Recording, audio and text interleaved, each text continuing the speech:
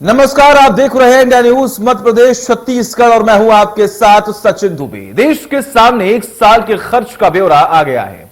इस ब्यौरे में यह बताया गया है कि एक साल के लिए खर्च का पैसा कहां से आएगा, कितना पैसा किस सेक्टर में खर्च करना है, आम आदमी को कितनी राहत देनी है और कितना टैक्स लेना है, आम आदमी को महंगाई से कितनी राहत मिलेगी, किसानों को क्या कुछ फायदा मिलने वाला है।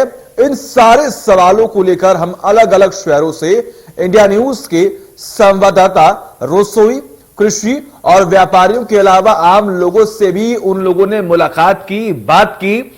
वहां पर क्या रिएक्शन सामने आई है तो हम आपको सुनाएंगे, लेकिन इससे पहले आपको यह भी बता दें कि बजट को लेकर अलग अलग जगहों से रिएक्शन सामने आ रहे हैं।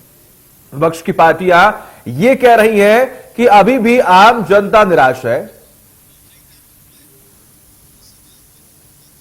और वहीं दूसरी ओर इस बात का भी जिक्र किया गया कि सरकार का यह कहना है कि यह बजट ऐतिहासिक बजट है। हमने सभी वर्गों को देखकर, समझकर, परखकर इस बार का बजट बनाया है। महिलाओं के लिए, महिला सशक्तिकरण को बढ़ावा देने के लिए, छात्रों को एजुकेशन में लापरवाही ना हो, इन तमाम चीजों को लेकर काम किया जाएगा। जिन बच्चों की पढ़ाई खराब हुई इस कोरोना पीरियड में, उनके लिए एक नई पहल और ये तमाम नई योजनाएं लाकर उन्हें यह बताने की कोशिश की जाएगी कि आखिर एजुकेशन कितना महत्वपूर्ण है, और जो कमियां थी बीते कुछ सालों में उन तमाम कमियों को पूरा किया जाएगा और आपके एजुकेशन सेक्टर को मजबूत किया जाएगा। वह दूसरी ओर इनकम टैक्स में कोई भी कमी या कोई बदलाव नहीं किए गए। जो भी स्लैब्स हैं, जो पहले थे वही स्लैब अभी भी हैं, न बढ़ाया गया है न घटाया गया है। इसके अलावा अगर हम बात करें तो किसानों के हित में भी तमाम बड़े फैसले लिए गए हैं। इस बजट के जरिए यह बताने की कोशिश की गई कि सरकार किसान हितैषी है, किसानों के हित में हम काम करते हैं और आने वाले वक्त में हम किसानों के लिए ऐसे ही तमाम बड़े फैसले लेते रहेंगे। गंगा की शुद्धि को लेकर भी तमाम बड़े फैसले लिए गए। गंगा किनारे खेती को आसान करने की बात कही गई। यह जिक्र किया गया कि किसानों के लिए अब जो तमाम पेमेंट होंगे वो डिजिटल तरीके से होंगे और किसान अब डिजिटल तरीके से जो भी काम करना चाहता है वो कर सकता है। इसके अलावा खेती को टेक्नोलॉजी से जोड़ने की बात कही जा रही है, जिसका फायदा किसानों को पहुंचेगा। ऑर्गेनिक खेती को अब आगे बढ़ाया जाएगा, यानी कि ऑर्गेनिक खेती पर, प्राकृतिक खेती पर जोर दिया जा रहा है। इससे कहीं ना कहीं ये बातें सामने आ रही हैं कि आम नागरिक के हेल्थ को स्वस्थ रखना है, आम नागरिक को फिट रखना है और इस देश की सरजमी को भी अच्छा और स्वस्थ रखना है।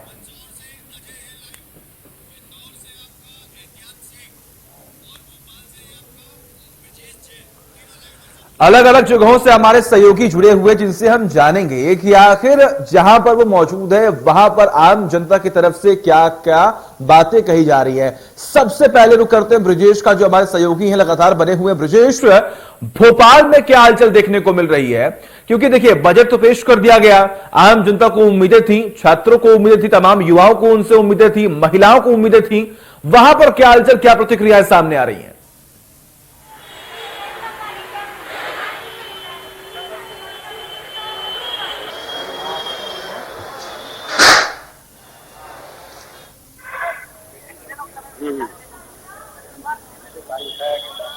चलिए, ब्रिजेश की आवाज हम तक नहीं पहुंच पा रही तकनीकी खामी की वजह से। रुक करते हैं इंदौर, जहां पर हमारे सहयोगी एहतियाब शेख बने हुए। एहतियाब, आपके पास आते हैं। आपने तमाम व्यापारियों से बात की, इंडस्ट्रीज से बात की, क्या हलचल देखने को मिल रही है? कितना फायदा अब आम जनता को पहुंचने वाला है इस बजट से? एहतियाब। अगर हम इंदौर की बात करते हैं, प्रदेश की औद्योगिक राजधानी कहते हैं और इसी जगह को एक दौर में टेक्सटाइल हब कहा जाता था, लेकिन धीरे धीरे वो रेडीमेड हब में तब्दील हुआ और अब इस वक्त मैं एक रेडीमेड मार्केट में मौजूद हूं और ये तमाम व्यापारी यहां मौजूद है। बिकॉज मार्केट की सही नब्ज पकड़ने वाले व्यापारी होते हैं। तो बजट का अगर एनालिसिस लेना है तो सीधे तौर पर इन्हीं से ले लेता हूं। सर, बजट को अगर आप समराइज करें, आम आदमी को क्या मिला, व्यापारी को क्या मिला, खासतौर पे रेडीमेड वालों को? कपड़ा तो सस्ता हुआ है कहा गया। कपड़ा सस्ता होना जरूर इस बजट में दिखाया गया, लेकिन हमें कहीं ऐसा उल्लेख नहीं आ रहा है। हमने बहुत सारी चीजों को समझा है, कहीं ये स्पष्टीकरण नहीं आया कि कपड़ा किस रूप में सस्ता हुआ। कपड़े को जिस तरीके से जीएसटी को लेके सरकार ने हमारे साथ जो हुआ है कि 12% करने जा रहे थे, जिसकी लड़ाई हम लोगों ने लड़ी और 5% कराया गया था। जीएसटी काउंसिल ने उसको एक्सेप्ट किया कि 5% अभी उसको स्थगित करके 5% करा गया। लेकिन कपड़ा किस रूप में सस्ता हुआ ये कहीं कोई उल्लेख क्लैरिटी नहीं है। लेकिन ओवरऑल अगर बजट का जिस्ट निकाले, आम आदमी के हाथ क्या लगा, आपके हाथ क्या लगा? मुझे ऐसा लगता है कि ये सब कुछ जब तक सारी चीजों का चित्रण सामने नहीं आता है तब तक भ्रांतियों का हिस्सा बना है। आज की तारीख में एक सरसरी निगाह से जो मैंने बजट की हाइलाइट्स को और बजट को देखा है 2 घंटे जब सीतारमण जी ने रखा, तो मुझे ये लगता है कि केवल बजट में एक बड़े स्वरूप को दिखाया गया, लेकिन हमें आम जनता तक कुछ पहुंचेगा ऐसा कुछ नहीं लगता। पीछे इफेक्ट से अभी फिलहाल कोई बेनिफिट नहीं दिखता। सर कैसे समराइज करेंगे बहुत संक्षिप्त में? सर बजट में अभी ऐसा तो कुछ नया दिखा नहीं है, और कहा गया कि गारमेंट सस्ता हुआ, कपड़ा सस्ता हुआ, पर उसको क्लेरिफाई नहीं कर रहे हैं कि किस तरीके से सस्ता हुआ है। अच्छा सचिन, मेरे साथ में कुछ व्यापारी ऐसे हैं जो डाउन साउथ में भी व्यापार करते हैं, मैं उनसे भी समझ लेता हूं। सर देश की परिस्थिति को देखते हुए जिस तरीके का बजट आया है, व्यापारी हैं साथ ही आम इंसान भी हैं, तो उस लिहाज से आपको बजट को किस तरीके से देखते हैं? बजट में ऐसा बताया गया कि कपड़ा सस्ता हो रहा है, तो किस तरीके से सस्ता हो रहा है इसके बारे में बताया जाए, बस इसे बोलना चाहते हैं। मतलब क्लियरिटी अभी फिलहाल नहीं हुई है।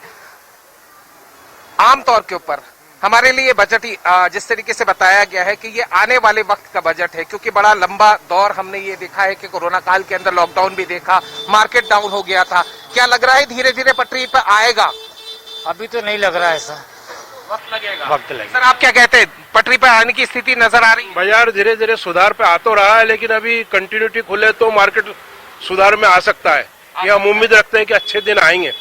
अच्छे दिन आएंगे, सर तो कह रहे हैं कि अच्छे दिन आएंगे। और सर की बात से मैं आगे ये समझने की कोशिश करता हूँ सचिन, क्योंकि तो मोस्ट इंपॉर्टेंट फैक्टर ये है कि क्रिप्टो करेंसी जो कि इंडिविजुअल्स के द्वारा चलाई जाती है उसके ऊपर 30% का स्लैब है, लेकिन ये भी कहा गया है कि आरबीआई की तरफ से एक डिजिटल करेंसी होगी। डिजिटल करेंसी से लगता है लिक्विडिटी आएगी। सर देखिए, भारत जो है वो एक ऐसा देश है जहां छोटे छोटे लोग बचत के आधार पर अपना व्यापार व्यवसाय और दुनिया संचालित करते हैं। लेकिन पिछले दौरों में जो हमने अनुभव किया है, जिस दिन 8 नवंबर का दिन 2016 में जैसे ही नोटबंदी हुई थी, तब से जो गिरावट आई है वो उठ के खड़ी नहीं हो पा रही है। आर्थिक मुद्रा स्फूर्ति नहीं बन पाई है, लिक्विडिटी वैसी नहीं बन पाई। सर मार्केट में लिक्विडिटी आएगी, क्या कहते हैं? सर आना तो चाहिए, अगर नहीं आएगी तो और ज्यादा हालत खराब हो जाएगी। चलिए ठीक है, बिल्कुल बिल्कुल। आप लगातार आप बने रहिए हमारे साथ, आप लगातार लोगों से बात कर रहे हैं, लेकिन द मेन थिंग इसकी हमें यह समझने की जरूरत है कि आम जनता जिन्हें यह उम्मीद थी कि हमें टैक्स स्लैब में जो है वो छूट मिलेगी, यानी कि इनकम टैक्स में थोड़ी बहुत हमें छूट मिलेगी, लेकिन उसमें कोई बदलाव नहीं हुआ है। आप लगातार बने रहिए एहतियात, हम आपसे तमाम अपडेट्स लेते रहेंगे। फिलहाल रुक करते हैं भोपाल, जहां पर हमारे सहयोगी ब्रजेश बने हुए हैं। ब्रजेश, आम नागरिकों को जो महिलाएं हैं उनको भी ये उम्मीदें थी कि जो नौकरियां करती हैं कि उनको टैक्स में छूट दी जाएगी, लेकिन शायद इस बार भी वो निराशा देखने को मिल रही है कि इनकम टैक्स के स्लैब्स में कोई चेंजेस नहीं हुए, कोई बदलाव नहीं हुए हैं। बिल्कुल, देखिए पूरे बजट से सबसे बड़ी आस यही थी कि टैक्स कम किया जाएगा, इनकम टैक्स कम किया जाएगा और भी अदर टैक्सेस में छूट मिलेगी, आम आदमी को राहत मिलेगी, लेकिन ऐसा सरकार ने कुछ किया नहीं है। लोगों की प्रतिक्रिया हम ले लेते हैं। आप बताइए क्या लग रहा था आपको, क्या इस बजट में आपकी जो आशाएं थी वो पूरी हो पाई हैं? नहीं, अभी इस बजट में तो हम लोगों की आशा नहीं पूरी हो पाई, क्योंकि हम लोग 2 साल से सफर कर रहे हैं। उसके बाद हमें इस बजट से उम्मीद थी कम से कम जीएसटी तो कम होगा, लेकिन हमें अभी तक तो कोई उम्मीद नहीं रही उसकी। बजट ही पास हो गया है, जो रिपीट बजट करा है, बाकी थोड़ा बहुत फेरबदल करा है। आपको क्या लगता है महंगाई से राहत मिलेगी क्या? आप बताइए, यहाँ आई आप बताइए। नहीं, अभी तक तो ऐसा कुछ दिखा नहीं बजट में कि आम आदमी के लिए कोई छूट मिला है। उम्मीद थी कि कुछ लोन में सब्सिडीज शायद दे सकें गवर्नमेंट, लोन में कुछ इंटरेस्ट में कुछ सब्सिडीज दे सकें या इंटरेस्ट में कुछ बेनिफिट्स दे सके जो आम आदमी को, लेकिन वो ऐसा कुछ उन्होंने दिया नहीं है। बट कॉर्पोरेट टैक्सेशंस उन्होंने जरूर बहुत कम किए हैं। अब वो जो ऑलरेडी अमीर हैं उनके लिए फायदेमंद है, हमारे लिए तो उतना ज़्यादा मतलब उतनी ज़्यादा फायदेमंद तो दिखा नहीं। बट हाँ, उन्होंने इंफ्रास्ट्रक्चरल बजट्स को बहुत अच्छे किए हैं, वो लॉन्ग टर्म में शायद बहुत अच्छे हों। आपको क्या लगता है क्या टैक्स में छूट मिलनी चाहिए? बिल्कुल क्या ब्रिजेश, आता है ब्रिजेश आप लगातार बने रहिए हमारे साथ, तमाम अपडेट्स हम आपसे लेते रहेंगे। सीधे रुख करते हैं अजय के पास, जो हमारे सहयोगी लगातार बने हुए हैं। अजय, जहां पर आप मौजूद है वहां पर क्या हलचल देखने को मिल रही है? बजट को लेकर क्या रिएक्शन सामने आ रहे हैं? कौन कितना सपोर्ट कर रहा है इस बजट को?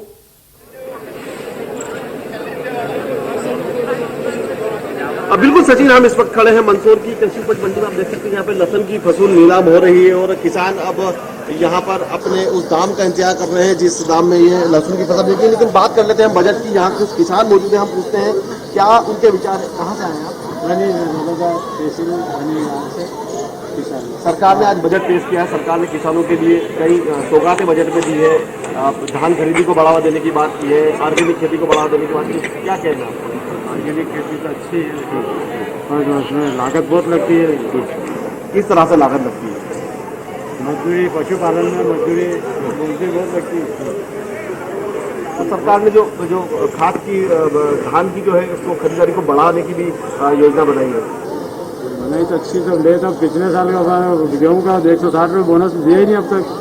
2019 में खरीदा था, अब तक नहीं मिला किसानों को। मतलब आपको नाराजगी भी है कहीं ना कहीं, जो है योजना जो पूरी तरह से लागू नहीं होता। हमारे को नहीं मिला वो गेहूँ के पैसे 60 रुपये। बाकी आज का जो बजट आया है इस बारे में क्या कहते अच्छा है कि तो किसानों को बढ़ावा दे, खेती बाड़ी में प्रशिक्षण के लिए बाहर भेजे किसानों को।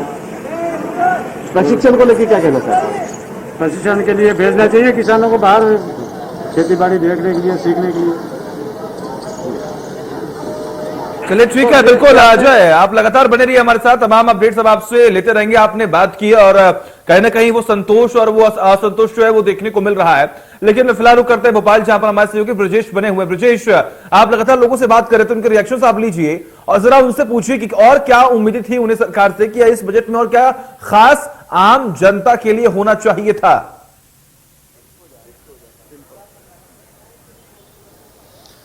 बिल्कुल, देखिए जैसा रायसेन से प्रतिक्रिया मिल रही है वैसे ही भोपाल में भी लोग कह रहे हैं कि बजट से कहीं ना कहीं उतनी उम्मीदें नहीं पूरी हो पाई हैं। आप बताइए कि क्या लगता है जो आम आदमी को राहत मिलनी चाहिए थी, चुनावी साल है, सरकार आम आदमी का गुस्सा शांत कर सकती थी बजट में, वो सब करने में सफल हो पाई है क्या? नहीं, बिल्कुल नहीं हो पाई है कैसे भी, क्योंकि बजट से इस बार तो सभी व्यापारियों को उम्मीद थी कि कहीं ना कहीं से कुछ ना कुछ राहत मिलेगी, लेकिन कहीं भी राहत नहीं मिली। पूरा रिपीट बजट है, ना के बराबर उन्होंने कुछ चेंज करके बजट पास करा है, तो हम लोग तो संतुष्ट नहीं है कहीं से भी। आप क्या कहेंगे, क्या होना चाहिए था? एक्चुअली ये देखिए, कोरोना का ये तीसरा वेव है, जहां पर आप मार्केट में आप देखेंगे तो मार्केट में चहल पहल वैसे ही बहुत कम हो गई है। बस कम से कम अगर सरकार जो हम जिनके ऊपर लोन्स हैं उनको अगर सब्सिडी दे देती या थोड़ा सब्सिडाइज कर देती चीज़ों को तो बहुत हल्का हो जाता। और अभी इवन अगर सरकार चाहती कि कुछ ऑनलाइन प्लेटफॉर्म्स एक लोकल वेंडर्स के लिए क्रिएट करना या कुछ ऐसा करना कि किसान क्रेडिट कार्ड की तरह यहाँ हमको भी डिजिटल रुपया लॉन्च करने की बात की गई है और डिजिटल करेंसी को बढ़ावा देने की बात की गई है। आप एक शॉपकीपर हैं, आपको कितना फायदा होगा, लगता है सुविधाजनक रहेगा सब?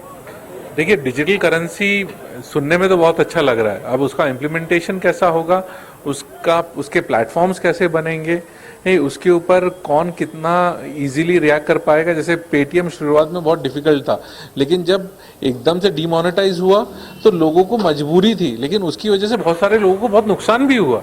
इतना आसान नहीं है, तो एकदम से कोई भी चीज़ को आप इम्प्लीमेंट नहीं कर सकते, उसके लिए एक फेज लगता है, तो वो फेज बाय फेज होगा। व्यापारियों के हित में क्या है, कैश फ्लो को बढ़ाना या फिर डिजिटल करेंसी को बढ़ावा देना? कैश फ्लो को, क्योंकि अगर मार्केट में लोग नहीं आएंगे, मार्केट में लोग अगर खरीदारी नहीं करेंगे, तो देखिए सबसे बड़ा अगर देखेंगे अगर एम्प्लॉयमेंट सेक्टर है वो एक छोटा व्यापारी है। आप अगर अक्रॉस भोपाल देख लें या कहीं पे भी देख लें, अगर 10,000 भी दुकान है तो वो ऑटोमेटिकली 20 से 40,000 लोगों को एम्प्लॉय कर रहा है। अगर आप उसको फैसिलिटेट नहीं करेंगे तो किसको फैसिलिटेट करेंगे?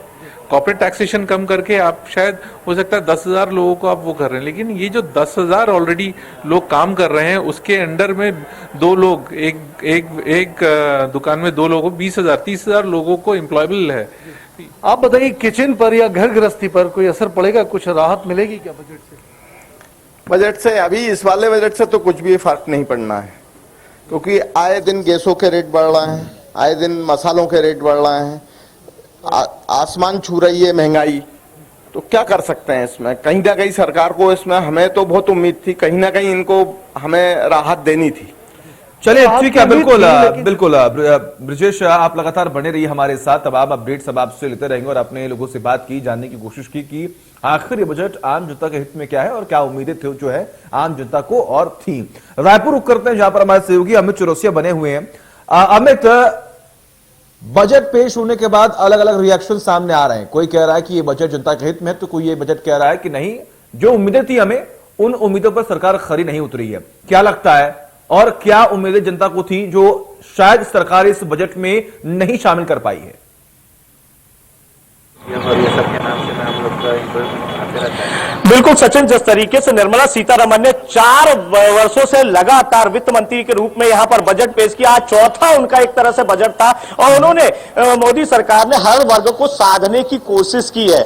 यहां पर जिस तरीके से पेंशन धारकों को पूरी तरह से आयकर में छूट दी गई है, तो वहीं जो घरेलू उत्पाद है वह सस्ते किए गए हैं, मोबाइल सस्ते किए गए हैं, क्योंकि कोरोना काल के बाद जिस तरीके से आर्थिक व्यवस्था जिस तरीके से बिगड़ी हुई थी, भारत की अर्थव्यवस्था को सुधारने का भी मौका है। तो इस बजट में यही सब दिख रहा है कि सरकार अभी अपने अस्तित्व को बचाने की कवायद में जुटी हुई है। और अगर हम बात करें यहां पर कर्मचारियों की, तो कर्मचारियों को किसी तरह की कोई सुविधा नहीं दी गई है। जिस तरीके से उनके महंगाई भत्ते की बात आती है, डीए की बात आती है, तो कहीं भी, क्योंकि राज्य कर्मचारी और केंद्रीय कर्मचारियों में अभी भी भारी अंतर है उनके वेतन में, तो इस चीज को लेकर कोई भी राहत पैकेज नहीं दिया गया है। साथ ही आयकर छूट में भी किसी तरह की कोई छूट नहीं दी गई जिससे आम लोगों को कोई फायदा होता। तो यहां पर जिस तरीके से मिली जुली प्रतिक्रिया मिल रही है, हमारे साथ भी कुछ लोग हैं, हम जानना चाहेंगे कि वह किस तरीके से इस बजट को लेते हैं, क्योंकि केंद्रीय बजट आ चुका है।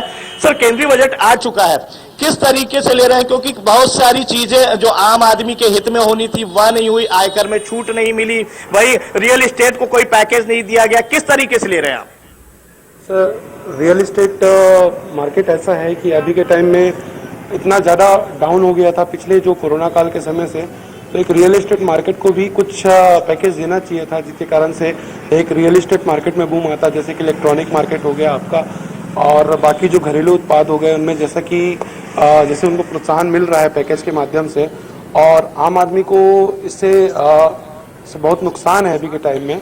दूसरा, कोरोना काल के नाम से एक अर्थव्यवस्था जो बहुत नीचे चली गई थी वो धीरे धीरे ऊपर आती।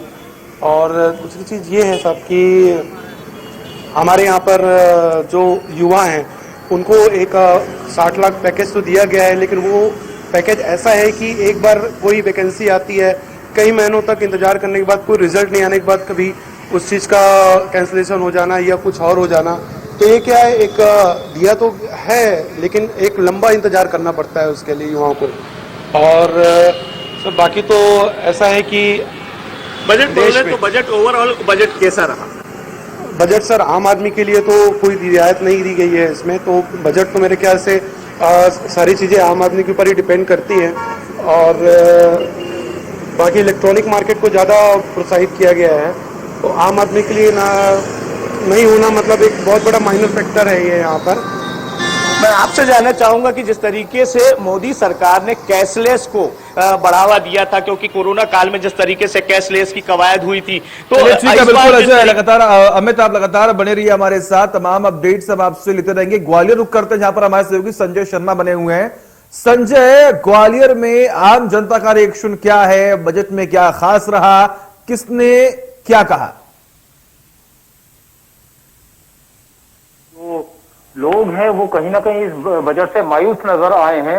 हालांकि कारपोरेट सेक्टर को काफी राहत दी गई है इस बजट में, लेकिन जो मीडियम वर्ग है यानी मध्यम वर्ग है उसके लिए कहीं ना कहीं मुश्किलों का सामना करना पड़ा, क्योंकि इनकम टैक्स में भी बहुत ज्यादा राहत जो है मीडियम वर्ग को नहीं दी गई है। मेरे साथ कुछ महिलाएं हैं, उनके किचन पर भी जैसा जस का तस माहौल बना हुआ है। किचन कैबिनेट भी उनकी ऐसे ही चलेगी कि जैसे पहले कोई सिलेंडर में किसी तरह की कटौती नहीं की गई है सिलेंडर के दामों में, वहीं पेट्रोल के दामों में भी कोई बहुत ज्यादा राहत नहीं मिली है। तो मेरे साथ कुछ महिलाएं हैं जो बात करेंगे इनसे कि क्या समझने की कोशिश करेंगे किस तरीके से बजट को देखते हैं और क्या लगता है उनको। जी आप बताएं किस तरीके से बजट को देखते हैं, क्या बजट के बारे में आप सोचा है, क्या आपकी उम्मीदें पूरी हुई हैं? निराशा भरा मैं कहूंगी ये बजट है। वित्त मंत्री स्वयं महिला हैं, तो हमको उम्मीद थी कि महिलाओं के हित में, महिलाओं की सुरक्षा को लेकर, काफी रोजगार को लेकर वो कुछ अच्छा बजट में नया लाएंगी, पर वही धब्बी वही राग है। पुराने उन्होंने 2021 में भी बहुत से वादे किए थे, आंगनबाड़ियों में आशा वर्कर्स को मोबाइल देंगी और पता नहीं क्या क्या बोला था। आज भी उनका कोई हिसाब किताब नहीं है। वित्त मंत्री ये बोल रही हैं कि ये अमृत योजना का ब्लूप्रिंट है, मैं कहूंगी ये जीरो प्रिंट है। तो हम लोग बिल्कुल खुश नहीं है, सेटिस्फाई नहीं है। एमएसपी पे भी उन्होंने कोई रियायत नहीं दी है कि फसल ली जाएगी उसी रेट पर। एमएसपी पर भी कुछ नहीं है बजट में, और ना ही किसी भी प्रकार का महिला सुरक्षा या महिला रोजगार को लेकर प्रावधान। बिल्कुल, तो उनका ये कहना है कि रोजगार और महिला सुरक्षा को लेकर बहुत ज्यादा बजट में कुछ नहीं दिखाई दिया है। वहीं कुछ और भी लोग मेरे साथ चलिए ठीक है, बिल्कुल संजय आपका बहुत बहुत शुक्रिया, अमित चौरसिया आपका भी बहुत बहुत शुक्रिया, ब्रिजेश भाई आपका भी बहुत बहुत शुक्रिया अपना कीमती वक्त देने के लिए और हमसे बात करने के लिए और ये बताने के लिए कि आखिर रिएक्शंस क्या आ रहे हैं और आम जनता इस बजट से कितनी खुश है। एक ब्रेक।